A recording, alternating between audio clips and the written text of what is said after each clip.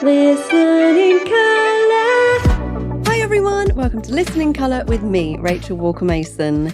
We are back due to popular demand with some Dimash.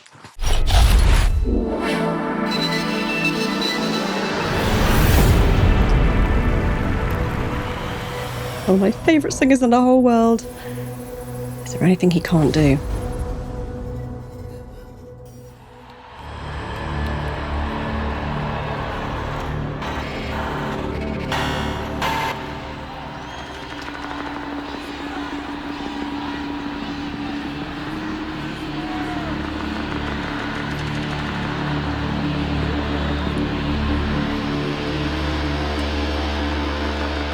God, he's beautiful. Imagine having skin like that. Oh.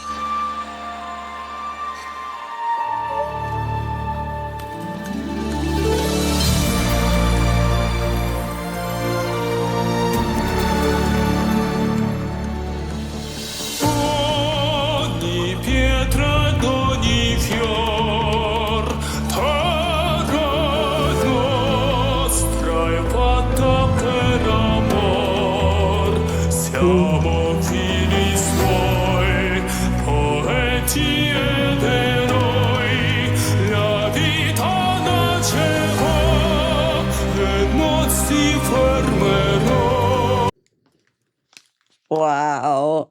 He's just amazing. I love that with Dimash, you don't know what you're going to get. You just don't know. And every time he opens his mouth, you're like, what kind of voice is it going to be? And I was not expecting an operatic bass to come out straight away. He often starts somewhere else, slightly more pop, but to come straight out with the operatic, sort of baritone, gorgeous. And he's staying in that quality for a little while, which is interesting. Usually he changes into one of his other vocal qualities within a couple of lines. So it's nice hearing him like this. If someone heard this before any other Dimash videos, they'd think, oh, well, this is his voice, this is what he does. But they would be wrong because it's only one tiny part of what he can do. So let's continue. Oh, yes.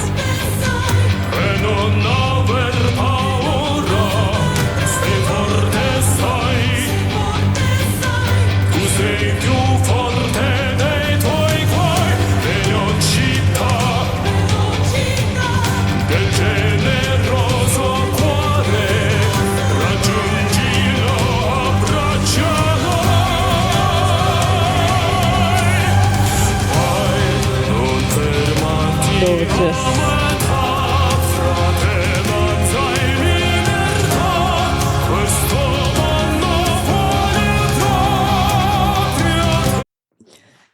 So he's keeping his larynx in the same position, which is, because we're at 2 minutes 7 now, and usually his larynx has gone on a little journey of its own. So I talk in like my Mafra videos and Fosia and people like that. I always talk about their larynx position. And so we have kind of 3 standard larynx positions. You've got the normal position, which is just where you normally talk, your normal sort of mid position. Then you've got a low position, which is like if you push your larynx down like that and pretend to have a low voice, or if you go into what we call sob quality, which is where opera singers are. If you imagine you're feeling really sad, and you often get this kind of face as well. That's why opera singers often have this kind of face, because they're in sob quality and it pushes your larynx down. And then we also have a high larynx position, which is if you think really high, imagine you're Ariana Grande and doing a really high, Glinda the Good Witch, kind of up there, your larynx can go up. So you can sing any note with any larynx position, and it changes the quality of the note. And what Dimash is doing is keeping his larynx really low, even when he moves up into slightly higher notes. So he's keeping that very low, stretched quality.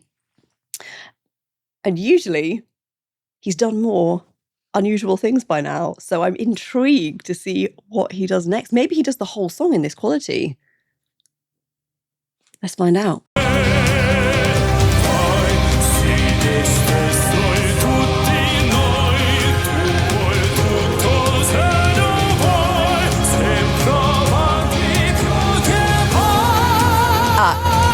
Now it's gone up.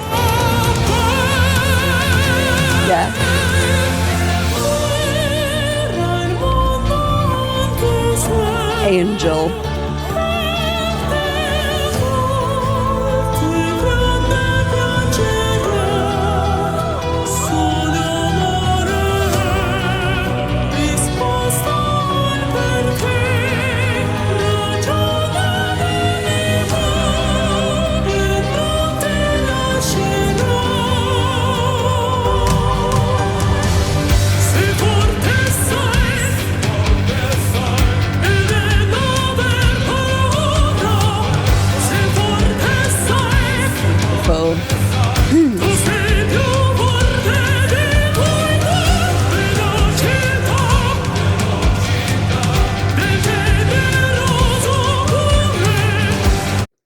So what he's doing here is he's staying in that operatic quality, but he's gone into a higher register, but he's keeping his larynx low, so it's giving that da da da da. It's almost like a female contralto kind of sound. So it still sounds kind of operatic, but it's got that richness to it. When he goes into his kind of soprano kind of countertenor territory, his larynx goes up and he gets a purer, cleaner, brighter sound, which he did briefly there. And he is so clever. He's able to move his larynx while he's singing. He's able to slide it down while he's singing, which very few people can without there being a kind of clunk kind of sound, as if they're like changing gear in a car. It's like, for most people, changing larynx position while they're singing a note is like changing gear without a clutch. And you get this hideous, like, kind of sound. He does it so smoothly. I think any singer would hear this and go, oh, I wish I could do that. He just has such ease. It's unbelievable, the things he's able to do. Wow. If you're enjoying this reaction, please remember to subscribe and you'll never miss a video.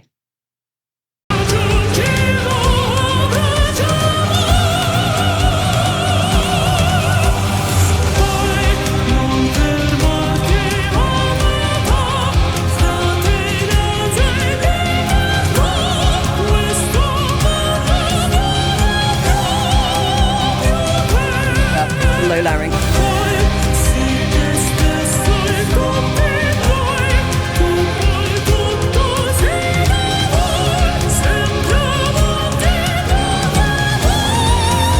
Now high larynx.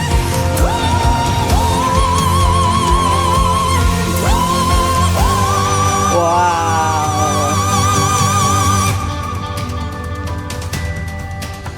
Good Lord.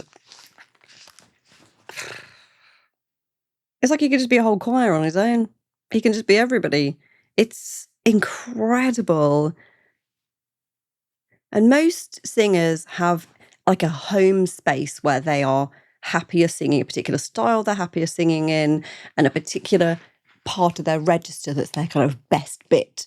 So we often talk about singers having a perfect key. So you often hear about composers putting songs into particular keys because that's right for the person that originated the role on Broadway or something like that.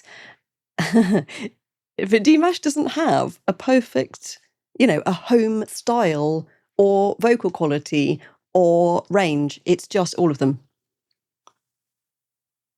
All of them. I can sing anything, any quality, any range, any language, anytime. All of them.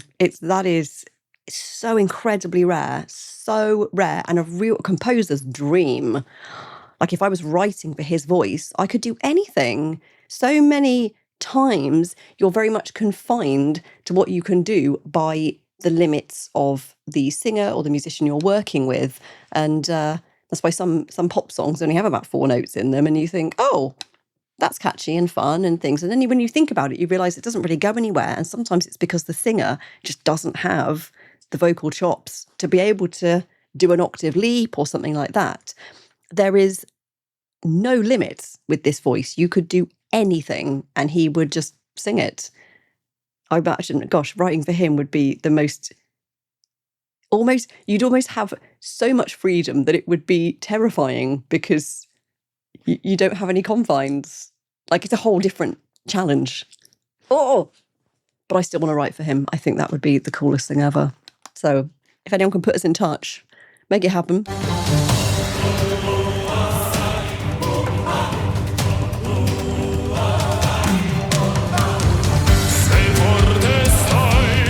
Beautiful.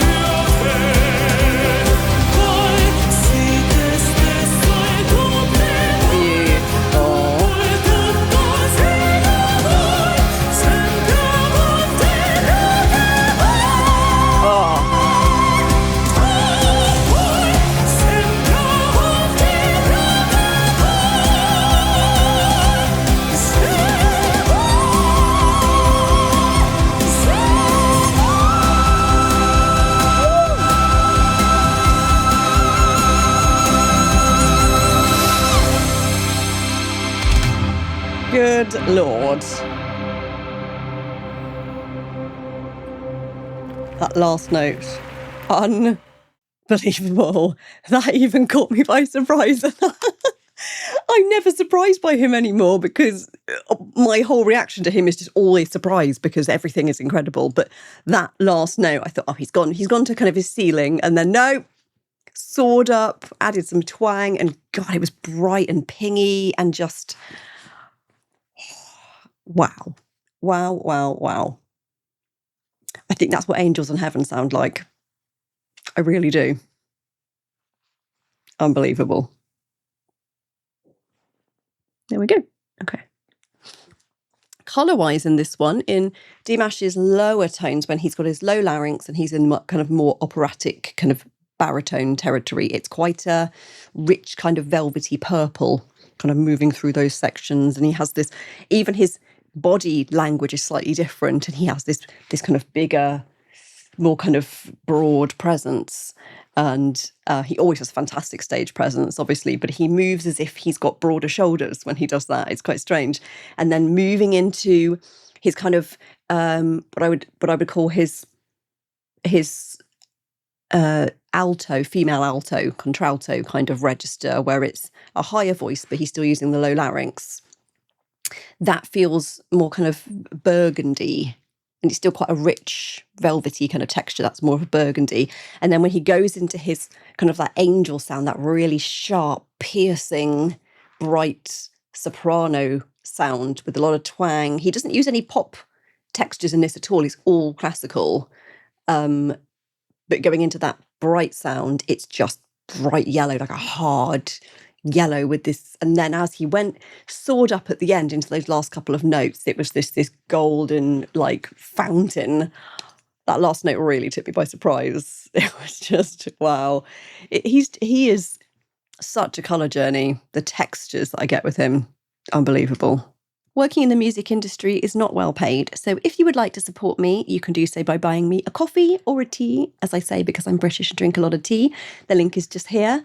I want to say thank you to everyone who already does this and continues to do it. It makes such a difference to me and to my family, so thank you. Please remember to like, subscribe, share and comment. I love all the comments from you dears, you beautiful Dimash fans, so keep them coming and remember to have a colourful day. Listening